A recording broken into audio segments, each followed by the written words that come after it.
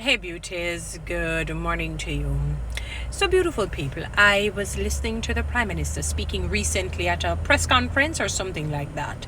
And he spoke about, that don't listen to the misinformation and the lies, basically, and the deceit that people are going around and spreading where the Jamaican Labour Party is concerned, to give the impression that they have not done anything or they have not kept their word to the promises that they have made to the Jamaican people. And basically it tantamounts to all of that, what he was saying. All right, let me address it from this angle first before I get back to addressing that part of his comment or that speech that he made.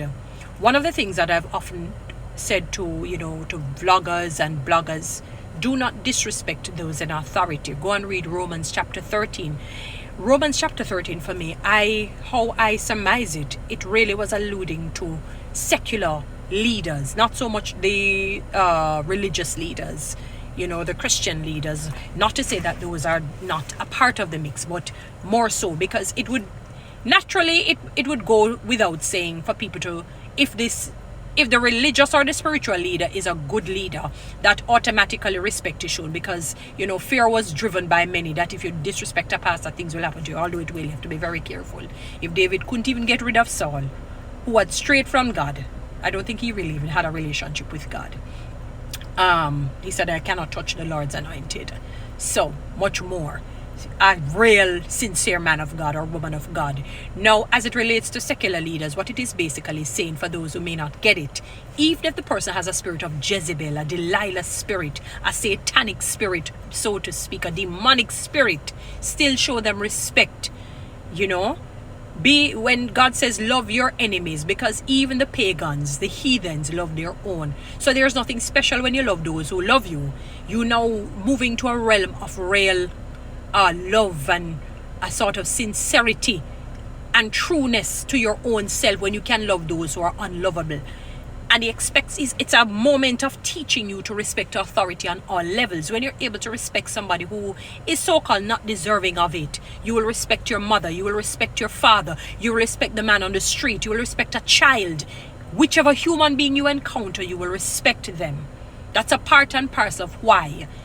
You understand? So it says respect and honor them. Don't disrespect them. So sometimes when I go on different people's, posts, and the way how I hear they tear that the Prime Minister down to the ground in terms of describing his physical features.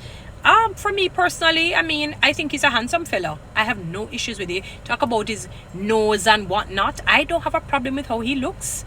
Now let us address in terms of the leadership now, Prime Minister Holness. A lot of Jamaican people are suffering gravely and greatly. They're struggling. And yes, some people have put themselves in that position because they just did not know how to be good stewards of money, relationships, and so on. You have to know it. You have to be taught anything that you need. You find somebody being an expert in, they were taught, whether formally in a school or somebody came and said, come here, I'm going to teach you some things. Or they watch it, they observe it. They're in that environment, they're in that surrounding. So people who used to do well with money, they didn't just do well like that. Don't make any ghosts fool you. Don't let them fool you. They had to learn it. So I'm not saying that you don't have those who are not good with it. Moving right along, you have many people who are able, capable, on merit, that should be properly paid and work to, something that is fair and just. But many are overpaid. Many are overworked and underpaid. The larger part of our working force is certainly the public sector, the large, by leaps and bounds in comparison to those in private sector. And one of the sad realities is that when I came into public sector, I didn't realize that they didn't pay bonuses. Now people are going to say that because it's a non-profit organization, or really even, and with monies coming in from all angles like an octopus with different legs or hands or whatever you call it on them. Whether loans, grants, aid, sponsorship, this, that, all over the place. So till they even have a kitty for criminal money. Money that they find, via criminal elements. No care where you look, money. So they can pay bonuses.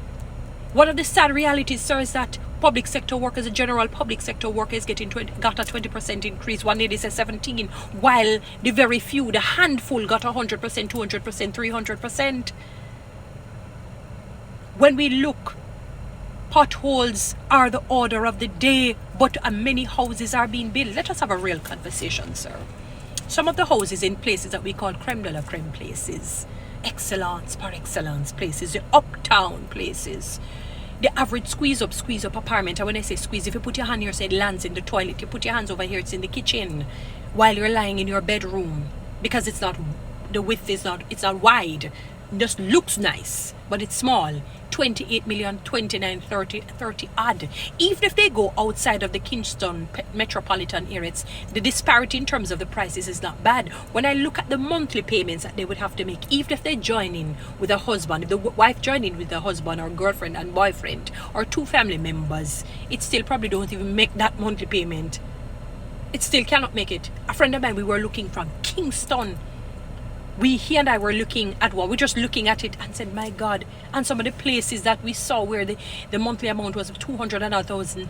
I mean, I guess maybe based on where it is. The place dilapidated, stay bad.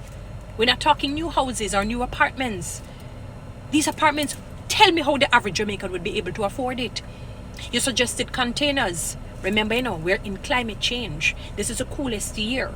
So you can imagine next year, if they're earning what they're earning, how would they have no choice but to put in an air conditioning unit, right? Good.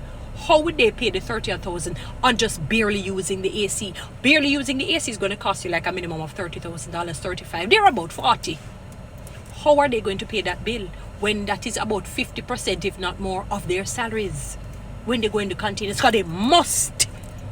It is basically compulsory, let me put it that way, for them actually to have an air conditioning unit in those containers. Where are they going to put the containers? At where? What point? What location? As well. Tell me, sir. Because we are trying to reason this thing out. Because you said that a lot of them told lies and deceit. Basically that you're not doing what you had promised to do. Again, I don't appreciate them being rude and disrespectful to you. But people have a right to hit out against injustices. They have a right to hit out against unfairness. They do. The Jamaican people are suffering, sir. I don't know if you're not hearing. Maybe you're hearing, but it's not penetrating your soul. When Jesus saw the multitude, he had compassion because he saw how they were hurting. He saw how they were decaying internally. They were crying out for help. They needed help, not just in a financial way, but in a social way, in a spiritual way predominantly. They needed that. They needed the Savior, which came to them. Some missed him, especially the Pharisees, the Sadducees, and the Zealots. The scribes, they missed him. They couldn't understand him.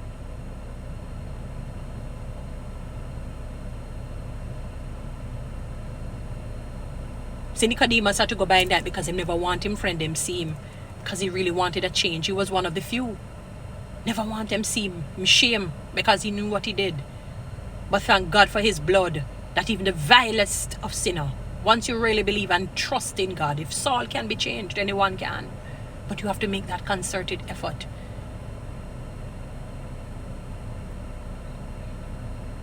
The average Jamaican cannot buy any one of those apartments, or they're just building up. It must be for returning residents, or the capitalists, those the owners of the means of production, or they will be used as Airbnb. I don't have a problem with that. People must find ways of bringing in income. But I'm simply saying the average Jamaican can't buy a decent house in a decent area. The average cannot afford it. They really cannot. It's probably somewhere that is $15,000, $20,000 per month, 25 at best, maybe 30. That's it. I don't know what kind of places that they're going to be getting. And that is rental money we're talking. Probably some one room, sharing bathroom, sharing kitchen and living room and whatnot. They're suffering, sir, financially. Those who get the 100%, 203%, 300% cannot understand the 20%.